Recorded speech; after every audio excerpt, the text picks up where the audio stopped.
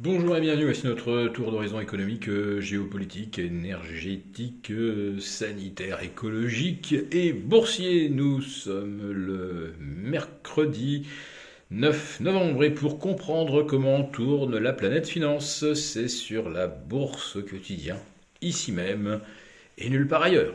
Et l'épisode du jour s'intitulera Un raz de marée vraiment très très ras.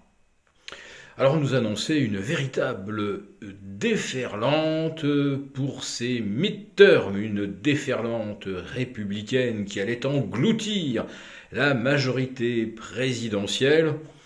D'autant que la présidence est incarnée par quelqu'un qui est probablement déjà rendu sur une autre planète ou dans une autre dimension.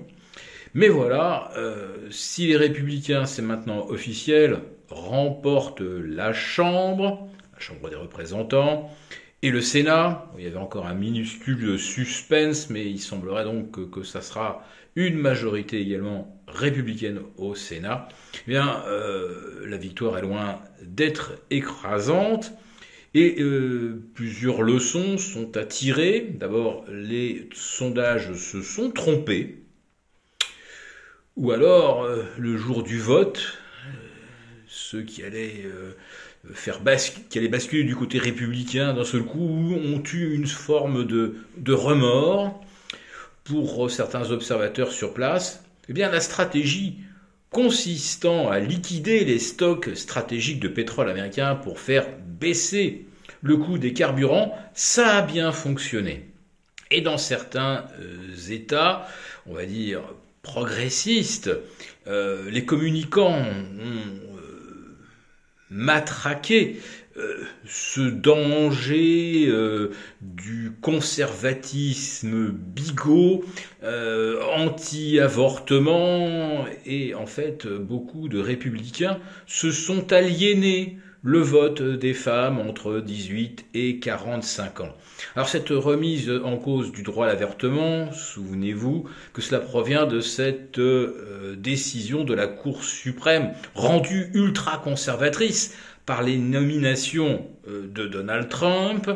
Et il y a 6 mois de cela, la Cour constitutionnelle a rendu, la Cour suprême a rendu cet arrêt qui, en quelque sorte, relativise grandement la portée de l'amendement Roe-Wade, qui, en quelque sorte, consistait à légaliser l'avortement à l'échelle du pays. Et la nouvelle décision a rendu à chaque État le pouvoir de décider si oui ou non Roe-Wade pouvait s'appliquer. Bon, je referme cette parenthèse. N'empêche que le vote féminin a coûté l'élection à de nombreux candidats républicains. Et quand on regarde dans le détail, on s'aperçoit que ce sont surtout ceux soutenus par Donald Trump, ceux qui sont apparus à ses côtés dans des meetings. Autrement dit, l'image Trump plombe les candidats républicains plutôt qu'elle ne les avantage. Le personnage reste évidemment bien trop clivant et beaucoup ne lui pardonnent pas donc d'avoir changé la composition de la Cour suprême et de l'avoir fait basculer vers quelque chose de complètement déséquilibré côté conservatisme. Voilà. Donc la réaction des marchés à ce non-raz de marée, cette vaguelette, c'est que c'est aussi une vaguelette à Wall Street et en Europe. Alors en Europe, ça fait quand même 72 heures que les indices sont littéralement figés au bout d'un quart d'heure de cotation, le temps que les algos se soient ajustés, calibrés. Après ça, c'est un véritable tunnel jusqu'à la clôture. Les marchés n'en sortent pas et il n'y a même pas de lumière au bout en fait, puisqu'on termine à peu près au même niveau qu'on observe après un quart d'heure de cotation. Ça dure donc depuis 3 jours. Qu'est-ce que ça signifie ? C'est que les indices ont du mal à aller plus haut.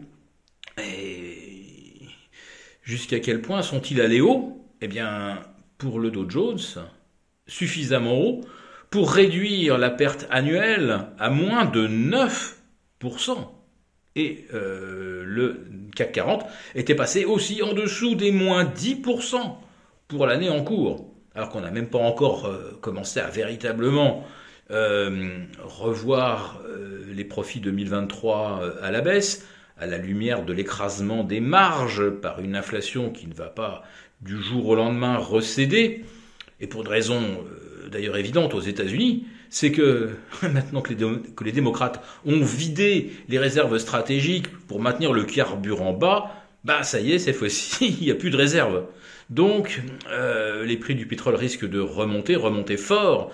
Et après une accalmie au mois d'octobre, donc on aura peut-être de pas trop mauvais chiffres de l'inflation demain jeudi, les chiffres de novembre pourraient être, eux, mauvais.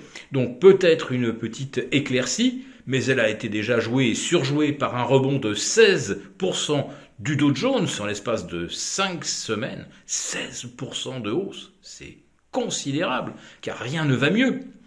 Et le CAC 40 a repris, lui, aux alentours de 13 ou 14%. Alors, pour qu'on se figure bien, la problématique pour les gérants, c'est qu'aujourd'hui, ils obtiennent, avec des placements sur un an, 4,82% de rendement, compte à peine plus de 2 sur les actions, alors qu'il y a un an, rappelez-vous, le rendement du 1 an, enfin c'était en fait il y a 1 an et 2 mois exactement, on obtenait 0,05% de rendement sur du 1 an. Donc évidemment, l'arbitrage en faveur des actions ne se posait pas. Donc, ce que je constate, c'est qu'on vient de vivre un véritable raz-de-marée haussier sur les actions, alors que l'obligataire n'a absolument pas bougé, ne s'est absolument pas amélioré, et on a donc un mini raz-de-marée républicain qui se traduit à l'instant par un fait accompli, avec des indices US qui se replient légèrement, tandis que le dollar revient à parité contre l'euro. Tout va se jouer demain avec l'inflation.